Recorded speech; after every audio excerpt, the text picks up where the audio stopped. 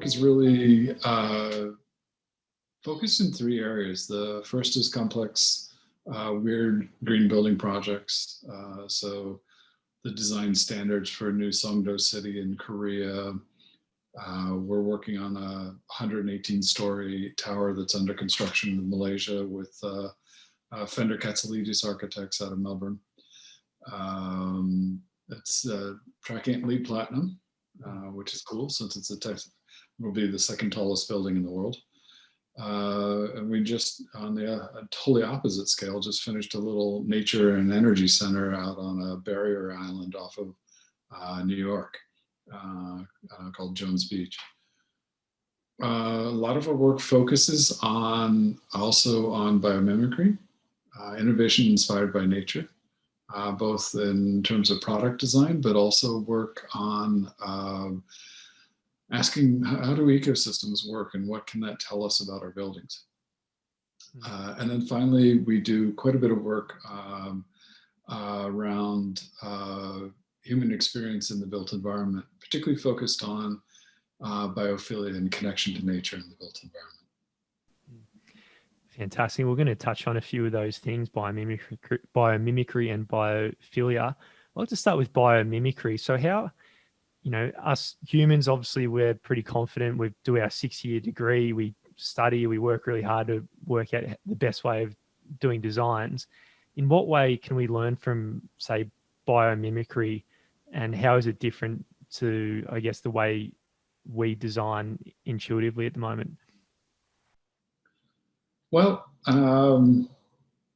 nature's had, as Janine Bennett says, nature's had 3.8 billion years of practice at design.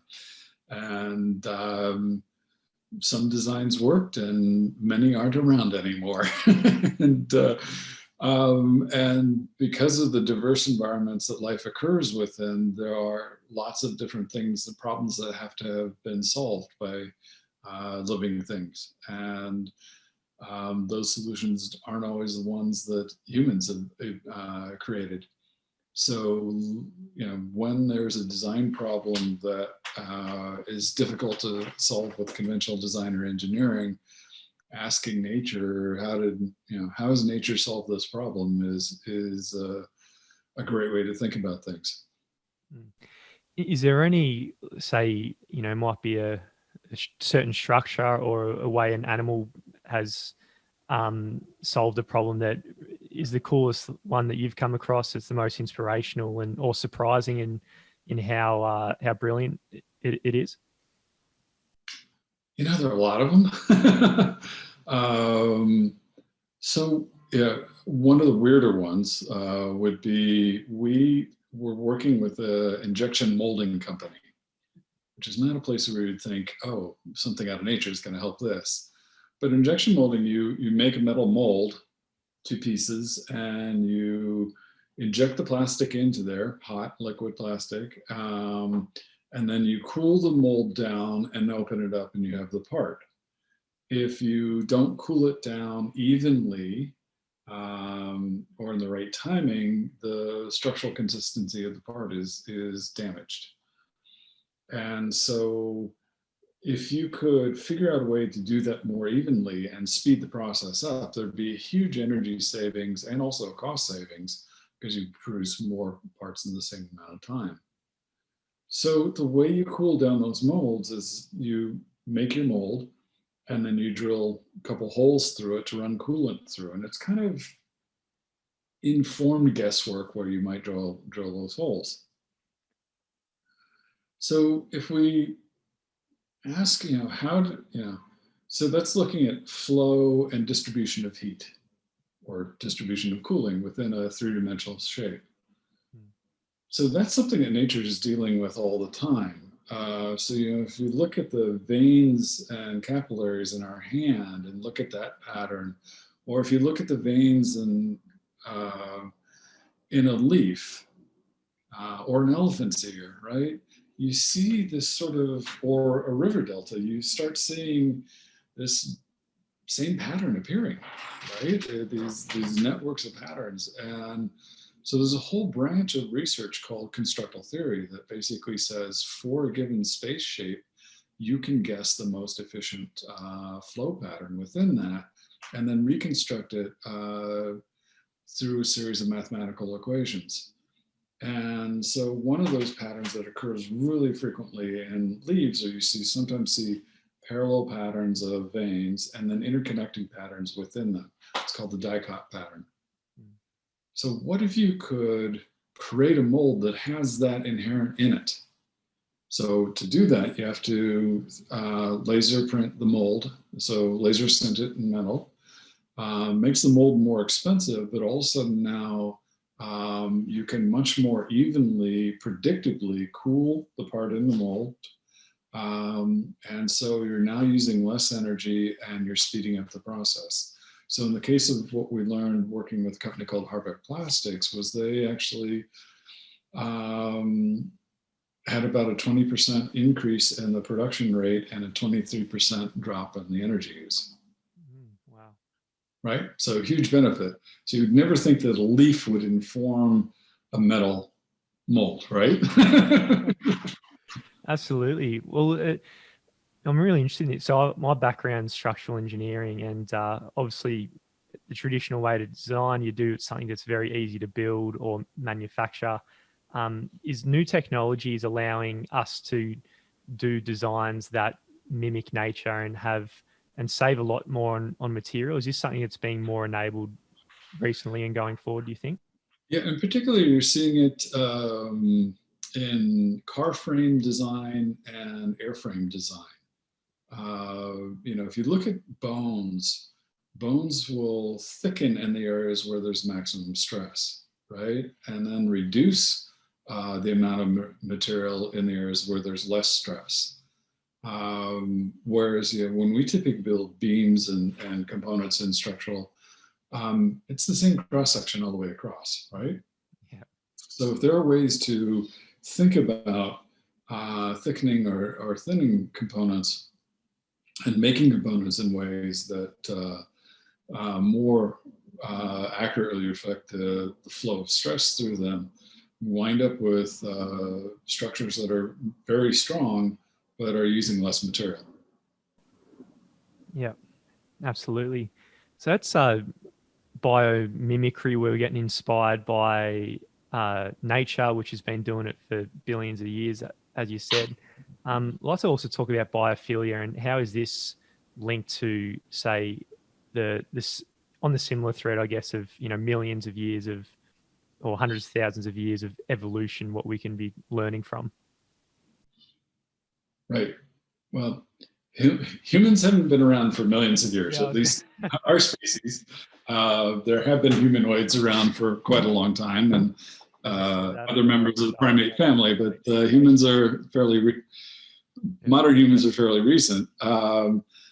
But in the time frame in which we evolved and have moved to the built environment is a very recent creation of our species.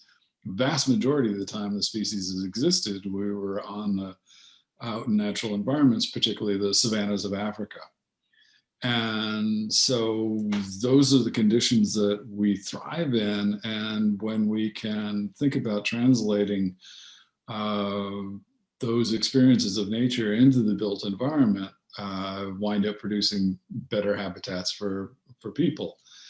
And, even pre-pandemic, average people in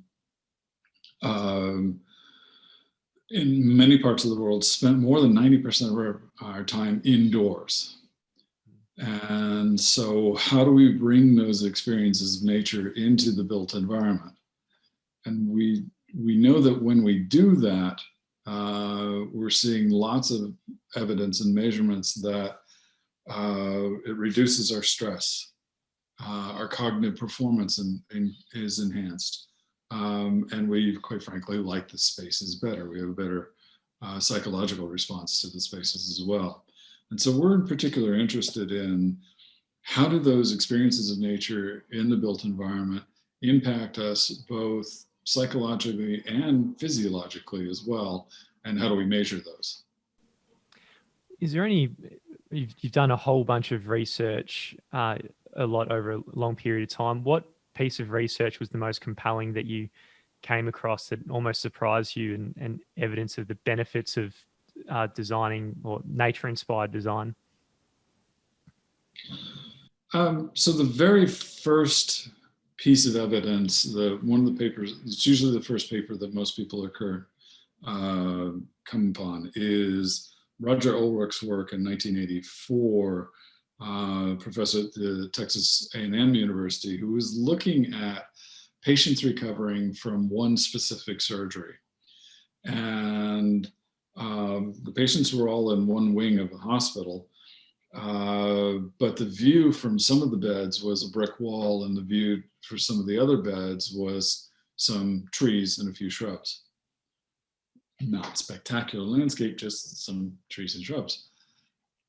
They noticed that when they found 23 pairs that they could match demographically of those patients. And they noticed there was a difference in outcome between whether the view was a brick wall or the trees and shrubs. The patients who saw the trees and shrubs typically were getting out of the hospital almost 1 day sooner, taking fewer painkillers and having less nursing calls.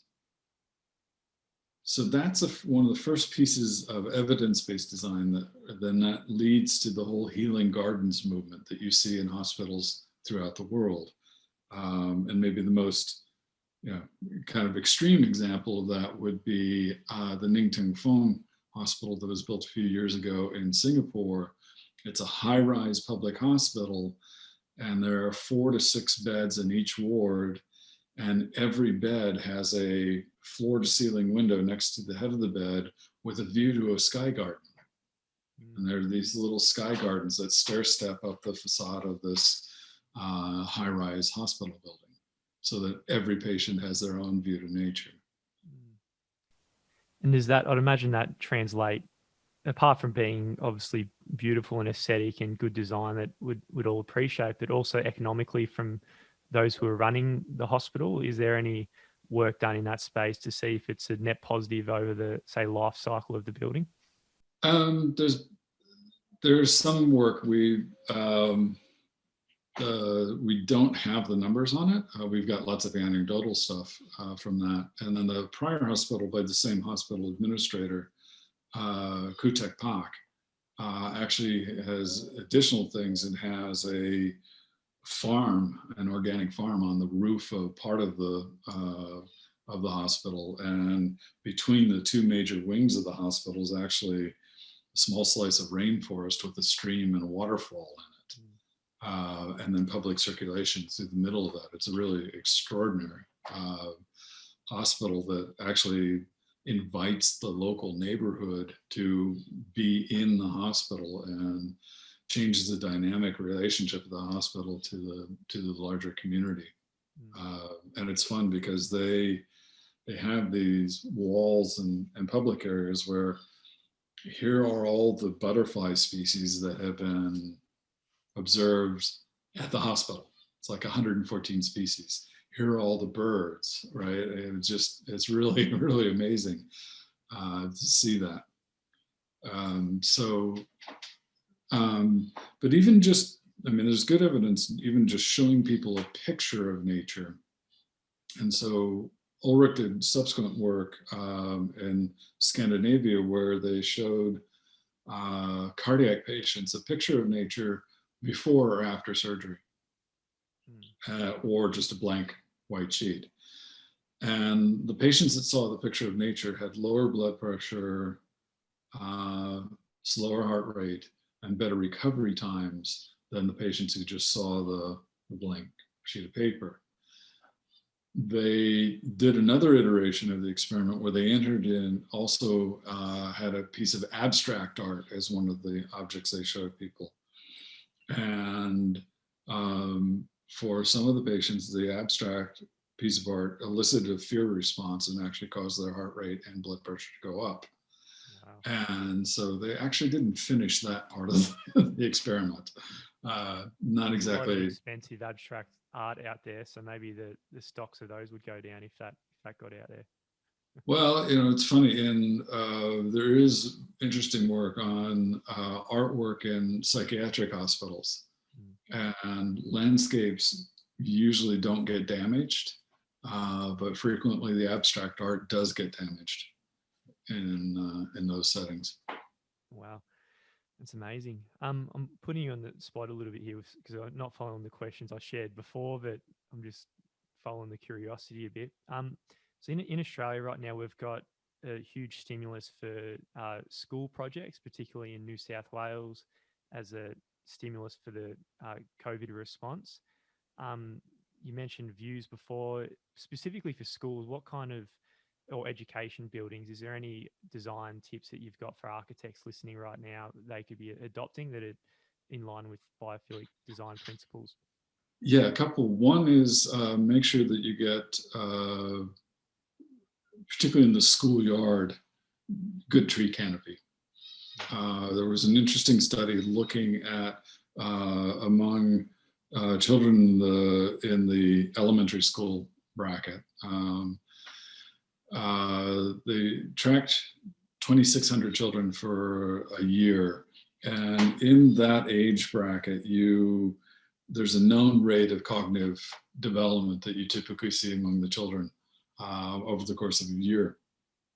And they looked at the impact of several different things, but the variable that was most important, separated from the demographics of the kid, was the amount of tree canopy in the schoolyard. And the schoolyards that had greater tree canopy, the kids had a better rate of cognitive development in those schools. Minimal interventions in a classroom can make a big difference.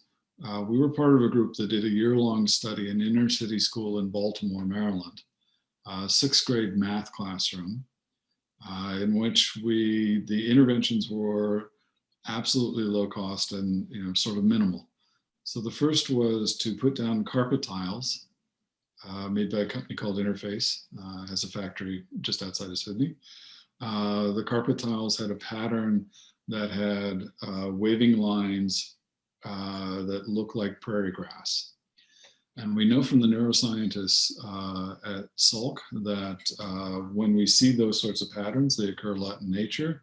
The brain can process them quite easily, and so our stress level drops. A lot of the posters that typically get put up on the walls in the classroom were removed because the neuroscientists said that's overstimulating for the kids. And then a wallpaper freeze done by Design Text and Steelcase was put around the top of the classroom. That's an abstraction of palm leaves. There were a few ceiling tiles that had a waveform to them. And then Venetian blinds on the windows in east-facing facade were replaced with automatic shades, mechanized shades, Meco shades, which are fabric shades that then had the pattern of tree branches and shadows, the shadows that you would get from trees, silk screened onto those shades. And so that pattern produced what's called a statistical fractal, which occur a lot in nature. And so when we see that kind of patterning in human created objects, we also get a stress reduction.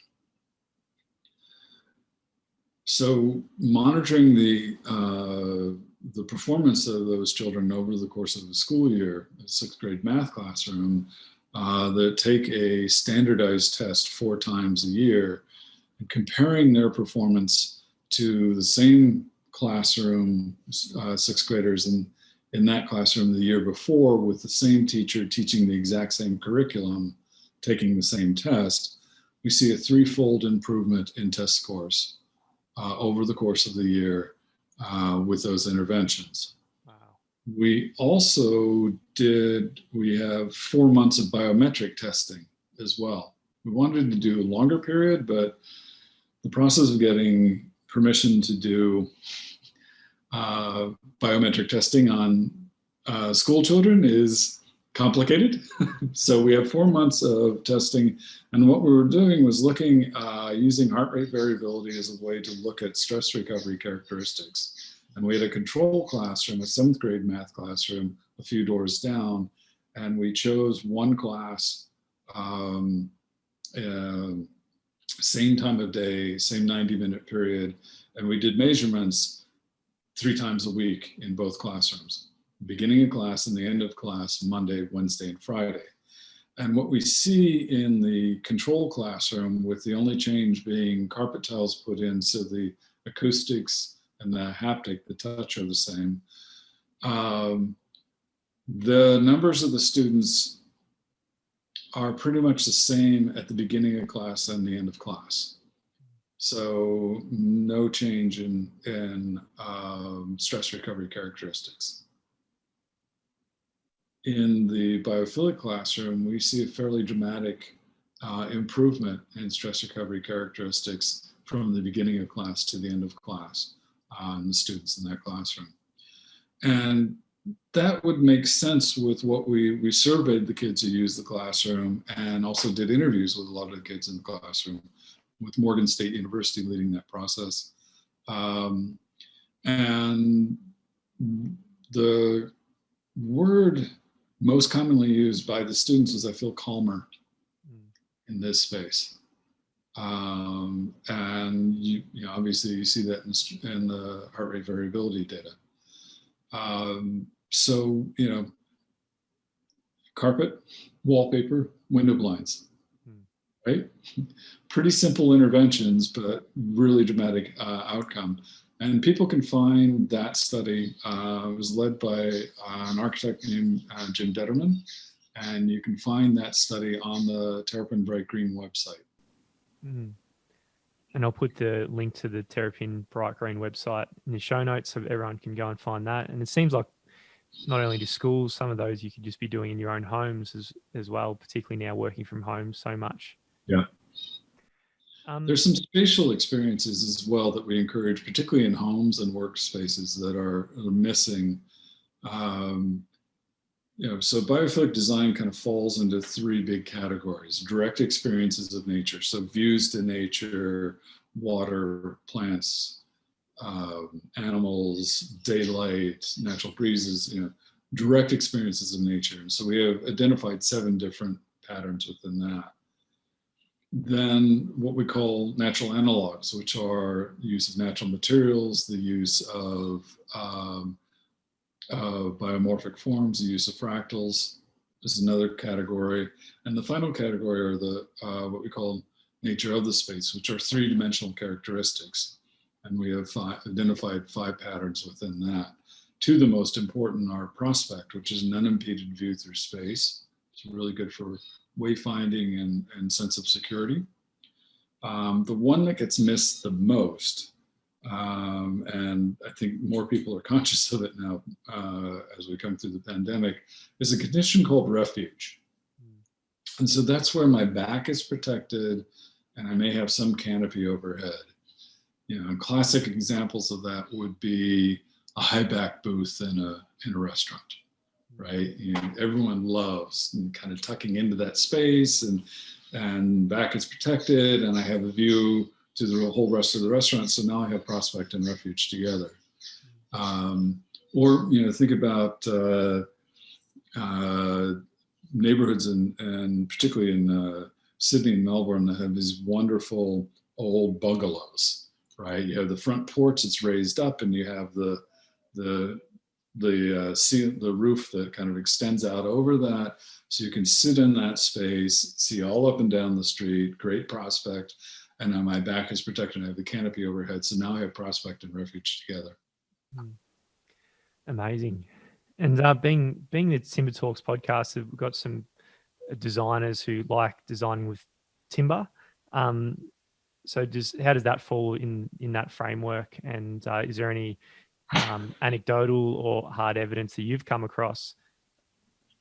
So there's a lot of work on visual preference, and that indicates that we have a very strong preference for wood and wood surfaces.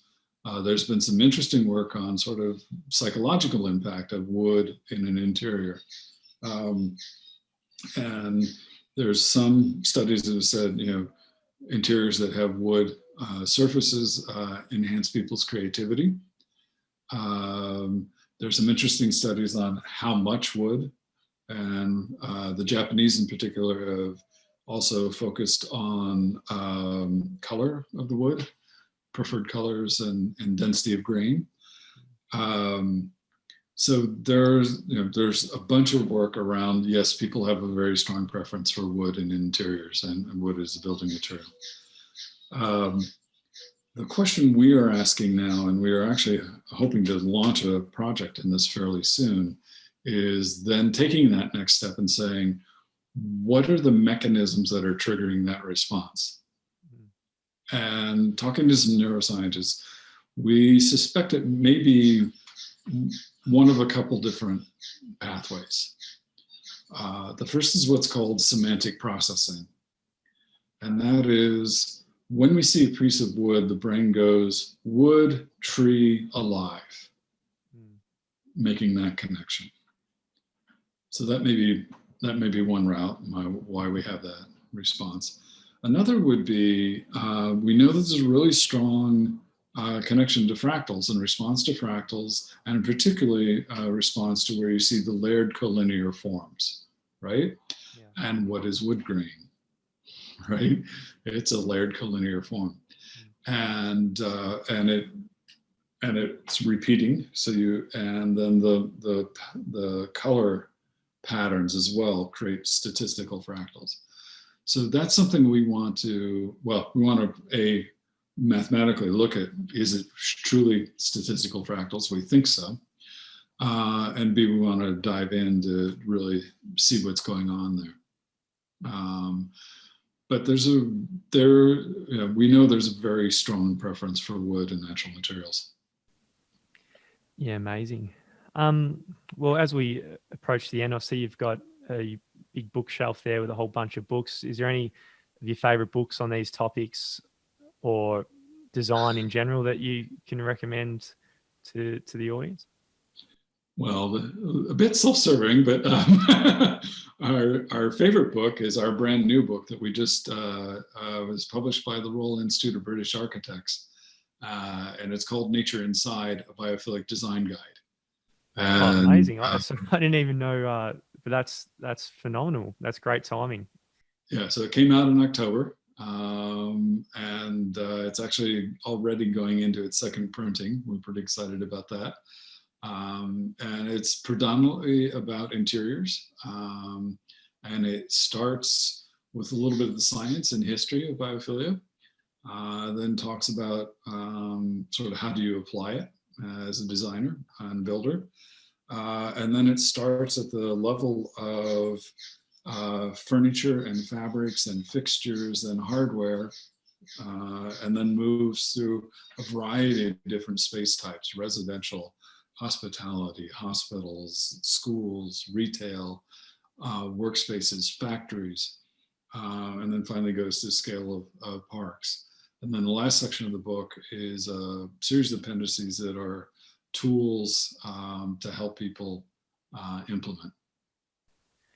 Great. That's going to be straight after this podcast. I'm going to purchase it as well. And anyone listening, it's in the notes. So I really appreciate you coming on the show, Bill. It's been a real pleasure to get to meet you. If people want to find out more about yourself or you're at Terrapin, but you've also doing a lot of different things, interesting things around the world, where should they go and find out more? Go to our website, terrapinbrightgreen.com.